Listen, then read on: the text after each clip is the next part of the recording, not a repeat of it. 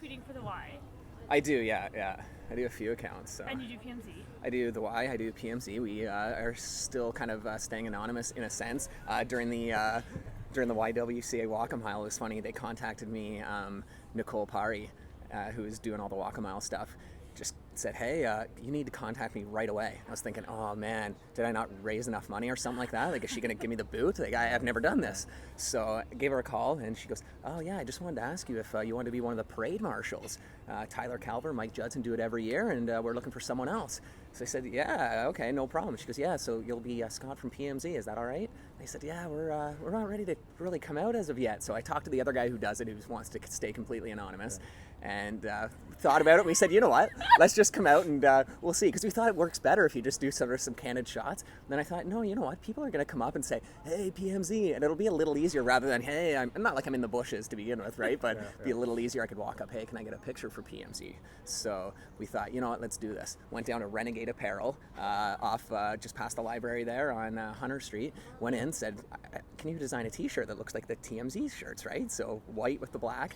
And he goes, yeah, absolutely. So he told me the price, and I said, well, how about you throw your logo on the back, and maybe we'll work out a deal. And he looks at me, he goes, what are you doing again? And I said, I'm the parade marshal, so everyone who's behind me is going to see your logo.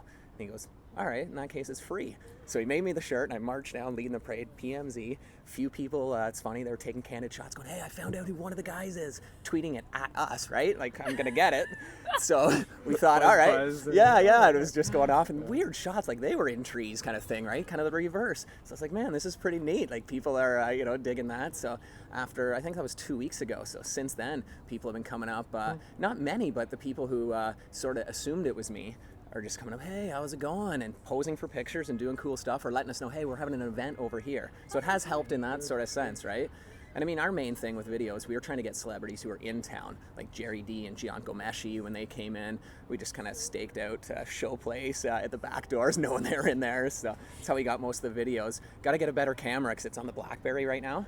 So the volume is really tricky. Right. Best volume was when I had Danny Stover's camera, and she let us borrow that for the Peter Tweeter Awards. We did the intro for the awards as if we were chasing them, following them out of the wolf or following them out of the restaurant, everything like that. So yeah, they approached us, and we thought, okay, I guess people know who we are.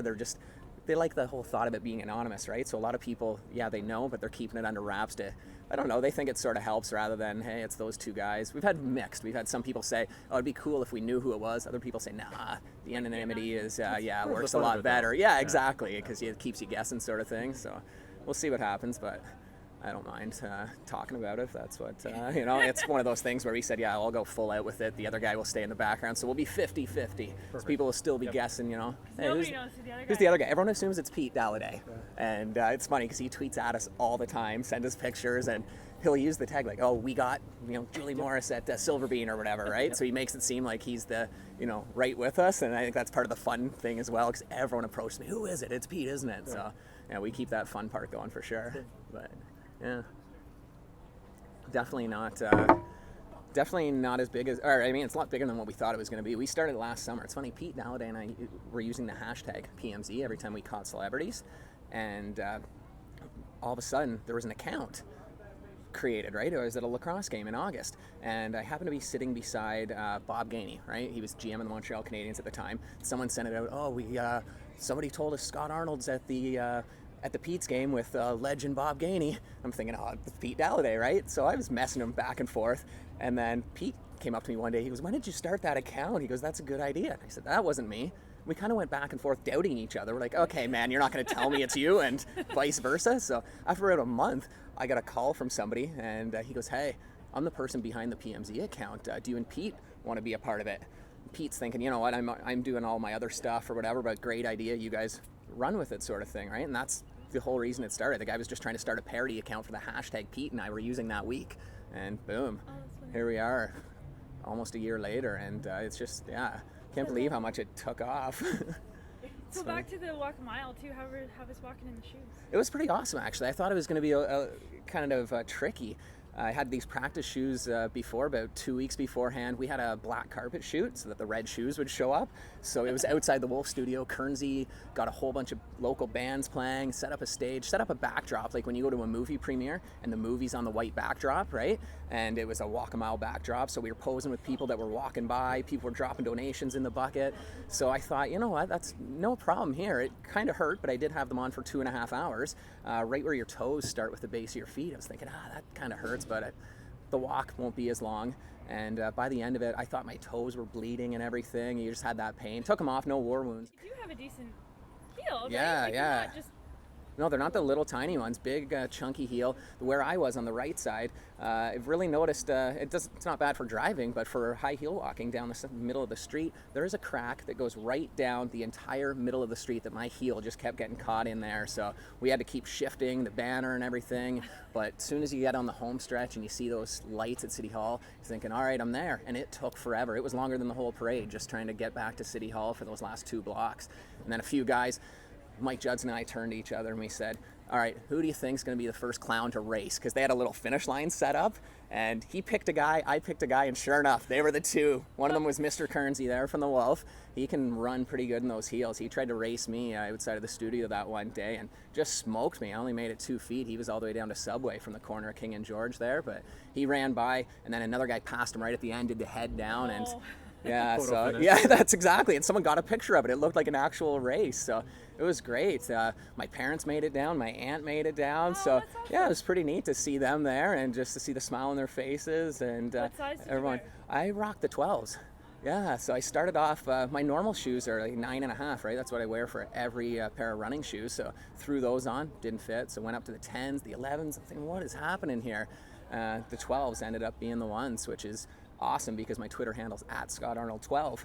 So it all worked out for me. But this is the lacrosse capital of the world in Peterborough, so definitely glad to be a part of, doing the broadcast on the radio. It all started off, I started writing for this website in January because it's all through Twitter. Sent a few tweets back and forth with John Grant, the Michael Jordan of lacrosse, and we were talking about his 6-goal game. In hockey, if you get 3 goals, they call it a hat trick.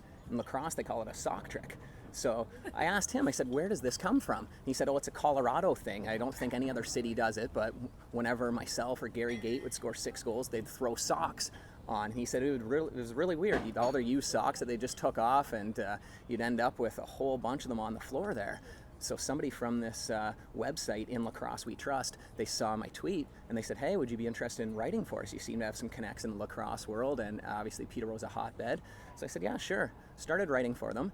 And then about 2 weeks after that, she says, hey, do you have any broadcasting experience? Because my Twitter picture, again, Twitter, is me holding a Cogeco microphone in front of a Toronto Rock backdrop. It's Pete Dalladay's microphone before he did a televised game up in Toronto, an exhibition game in December, right? And I said, no, I don't really have a background, but why do you ask? She says, well, our person from the Brampton Professionals, the Brampton Inferno was a professional league, the CLAX league. She goes, he called in sick tonight and we're looking for somebody, and I was hoping, you had a background and would be interested. I said, well, I don't have a background, but I'm certainly interested.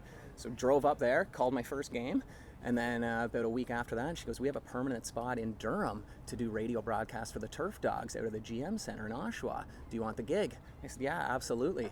So I did that for about 6 weeks, and then I pitched to the network. I said, you know what, I live in Peterborough. Let's get involved with the Lakers. And they said, absolutely. Everybody knows either the team or the players that play for them because, they all play professional, so they're scattered all over North America.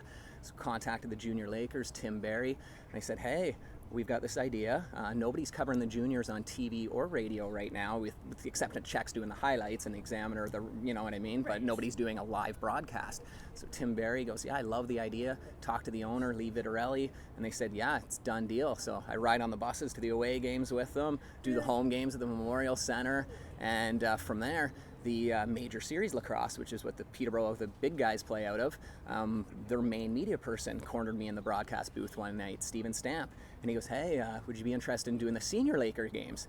And I said, you know what, not the home games, because me and my father, we've had season tickets forever, and that's our Thursday night, so I don't want to turn that into work. I just want to keep hanging out with him, and that's a special time for me. We do the Pete's games in the winter and the Lakers together, so I said, I don't want that to turn into work at all, but I'll do the road games for sure.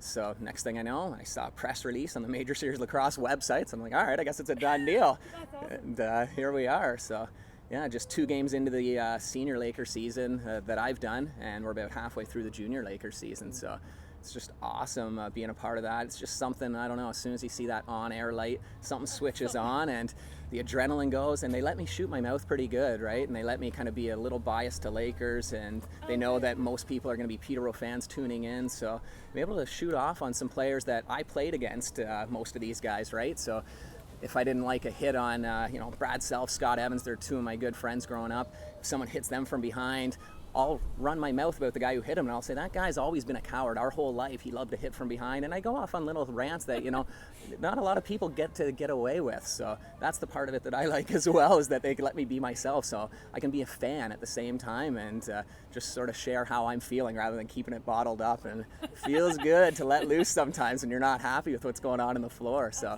that's the best part of it for me, for sure. And just knowing all the guys, a little difficult for the juniors because I'm just getting to know them this season.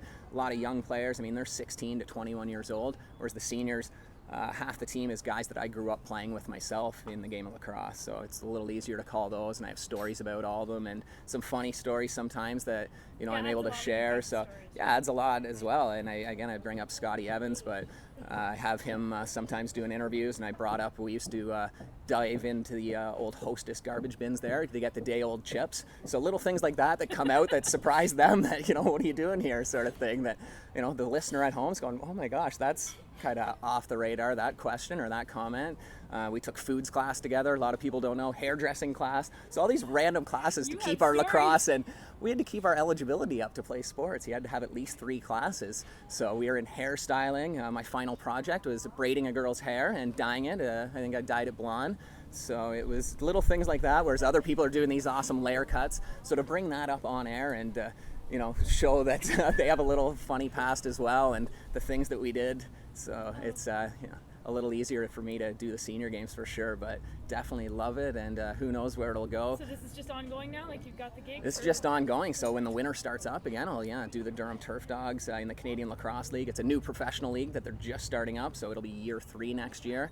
And who knows where it'll lead from there. If it leads nowhere, hey, I'm happy with exactly what I'm doing right now. If it leads somewhere else, definitely looking forward to seeing what happens. But it's just so much fun doing that. Yeah, I am very busy right now. I mean, Sunday night, all the games are 8 o'clock start. So Sunday night I'm in Brampton. Monday I'm in Burlington. Wednesday I'm in St. Catharines. And then I still got to open up the Y at 5 a.m. the next day, right? So I just tell the bus driver to drop me off right in the parking lot of the Y there, and I go straight to work. But no, I should. I don't do that, obviously. But I was like, for real? Yeah, no. I joke with him that he should just drop me off there. But get one of the cots out. I know. Down in childcare, that's what everyone says. Just wheel one of those out. You've got your showers there. You've got everything you need. Absolutely. So yeah, maybe one day. And the cleaners are in there as well, so it's not like I'm alone in there. They'll take care of me if something happens or if I need to evacuate for any reason. But yeah, you get 2 hours of sleep some nights, but definitely well worth it. You're tired in the morning, but as soon as work starts up, I love the Y, I love the people. So as soon as 5:30 rolls around, you open up those doors. It's 40 people, same 40 people waiting every single morning for you to open the doors. If you're, a few seconds late, they'll let you know. They'll shake the doors there. So, I didn't notice the clock there. So they give you a little reminder that it's open time. Really There is 40 people, and I could name every single person that's streaming through because they come in the same order every single time.